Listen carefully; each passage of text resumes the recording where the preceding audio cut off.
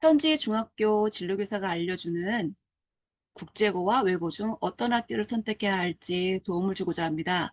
저는 서울에서 중학교 진로교사로 6년 차 근무하고 있는데요.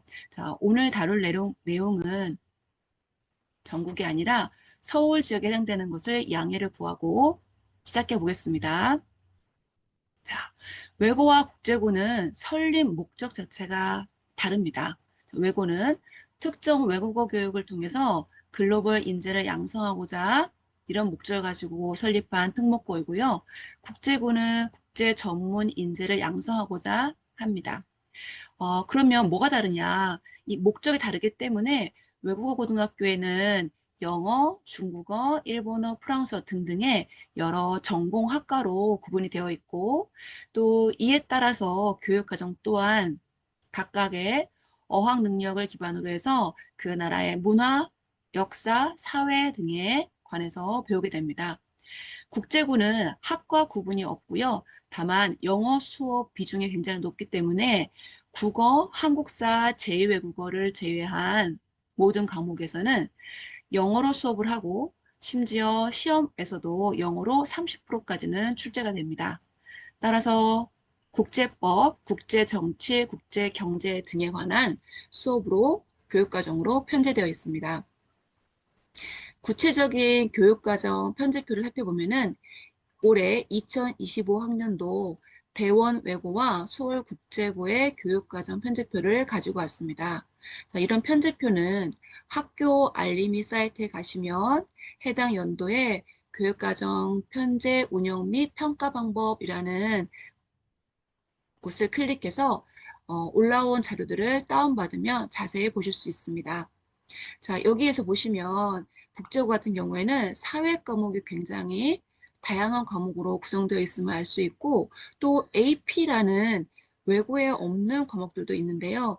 이거는 고등학교에서 대학교 수준의 수업을 진행하는 과정을 뜻하며 일정 수준 이상의 성적을 받게 되면은 대학교에 진학했을 때 학점을 인정받는 제도입니다.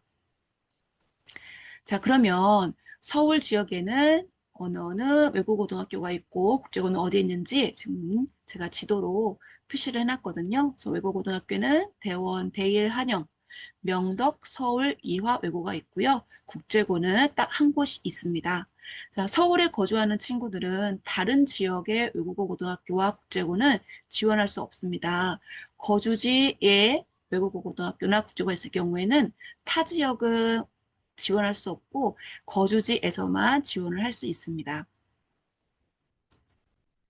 그렇다면 국제고나 외고가 인기 있는 이유는 아마도 대입 입시 결과가 좋기 때문일 텐데요.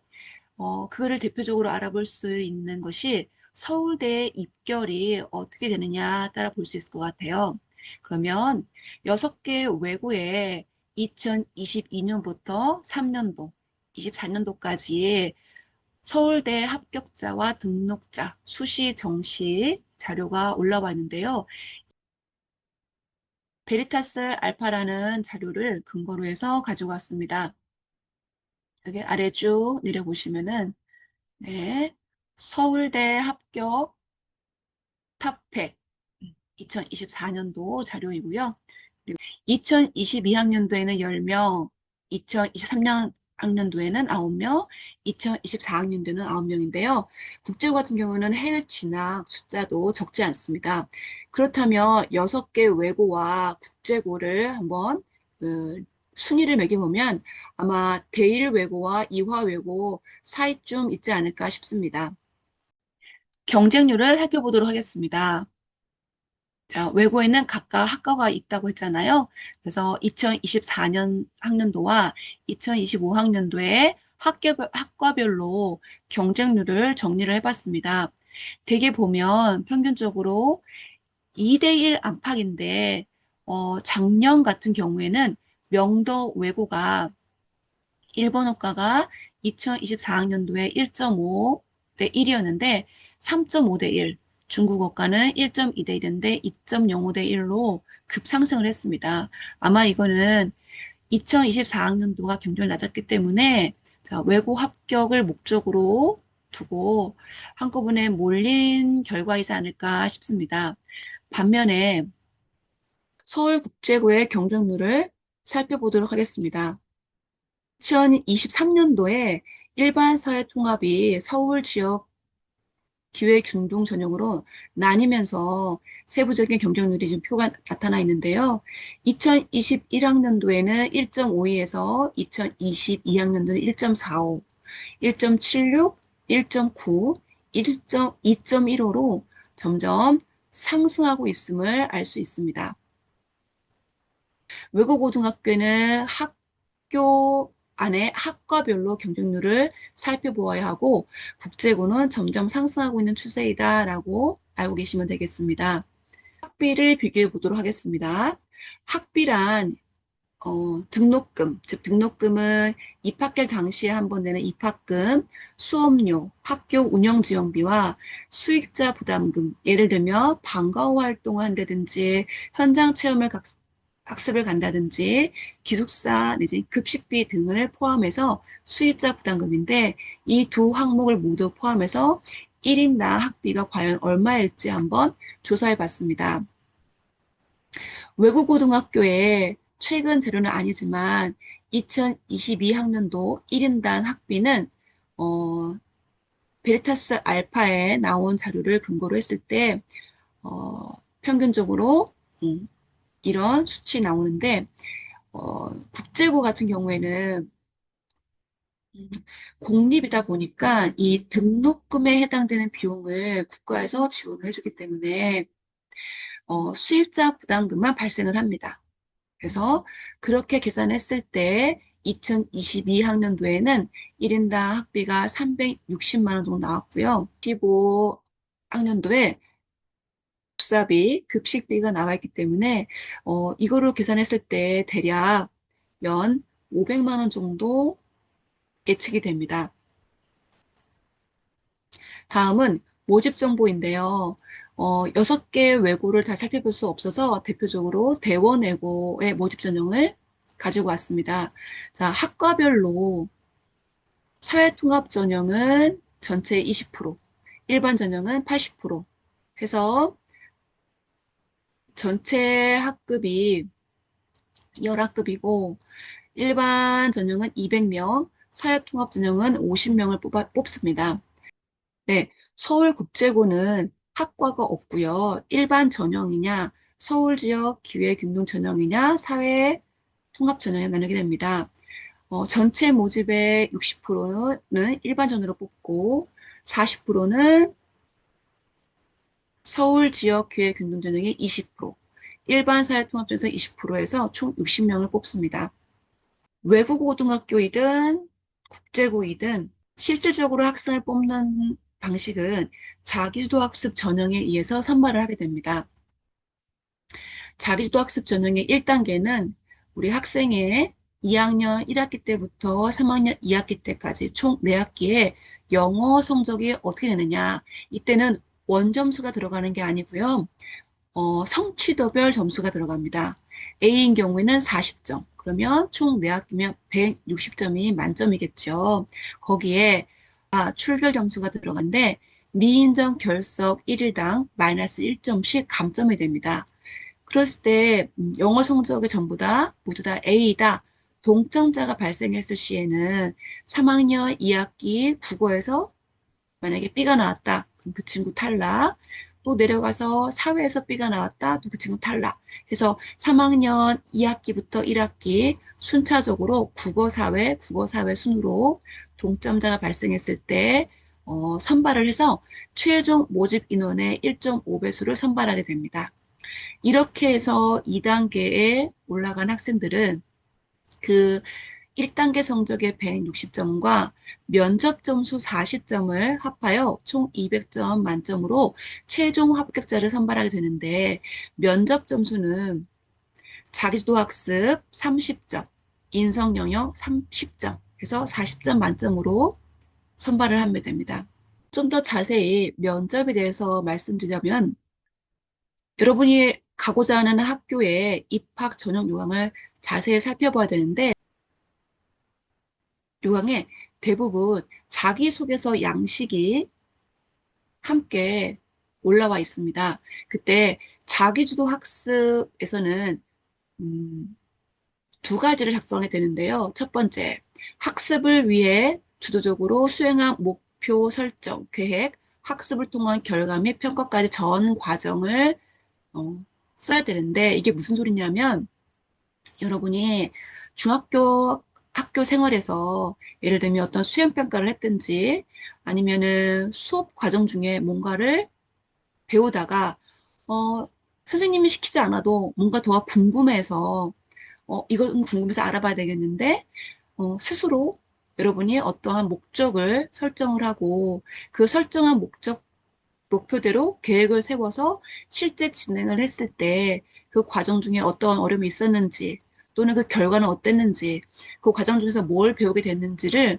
통해서 여러분이 외국어 고등학교든 국제고에 와서 잘 수업을 할 수 있을까를 볼 수 있는 이 근거가 자기도학습 과정을 쓰는 부분입니다. 그리고 지원 동기 및 진로 계획을 작성을 해야 되는데, 그 많은 학교 중에 왜 우리 학교, 외국고등학교든 국제고이든 왔는지 그 학교 특성과 연관해서 관심을 갖게 된 동기나 이유, 그리고 온 다음에 합격해서 다닌 이후에 어떠한 계획을 갖고 공부를 하고 또 어떤 계획을 가지고 진학을 할지를 묻는 부분이 지원 동기 및 진로 계획입니다.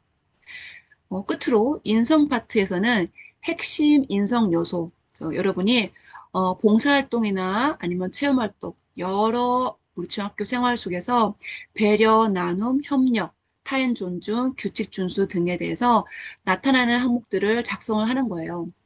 마지막에 그 인성 영역 활동을 통해서 중학교 때 배우고 느낀 점까지 작성하는 것이 자기소개서를 쓰고 이걸 기반으로 면접이 진행됩니다. 그렇다면 이제 여러분한테 어떤 학교가 어울릴지 한번 정리해 볼까요? 만약에 특정 언어에 흥미가 있고 전공을 하고 싶다. 그리고 그 전공의 공부뿐만 아니라 다른 전반적인 내신 관리에도 괜찮다, 자신이 있다. 체계적이고 반복적인 학습이 가능한 친구는 외국어가 더 어울릴 것 같고요. 어떤 특정 언어보다는 국제 문제나 국제 이슈, 세계 시민이나 다문화 등에 흥미가 있거나 글로벌 비즈니스에 관심이 있다라 하거나 또는 국제고서에는 수업 방식이 토론이나 프로젝트 수업이 굉장히 많이 진행됩니다. 그래서 이런 방식을 선호하거나 생각을 깊이 하고 영어로 표현하고 발표하는데 두려움이 없고 또 물론 학교 교육과정 안에서 많은 이제 이런 거를 기를 수 있게끔 수업이 진행되기 때문에 음, 좋아하면 더 좋을 것 같습니다. 게다가 기숙사 생활을 하기 때문에 자기 관리가 잘 되어야 합니다. 6시 반에 일어나서 11시까지 자율학습을 하고 또 자기도 학습이 되어야지만이 학교 생활을 적응하고 또 여러분이 원하는 목표를 달성하는 데 도움이 될 것 같습니다.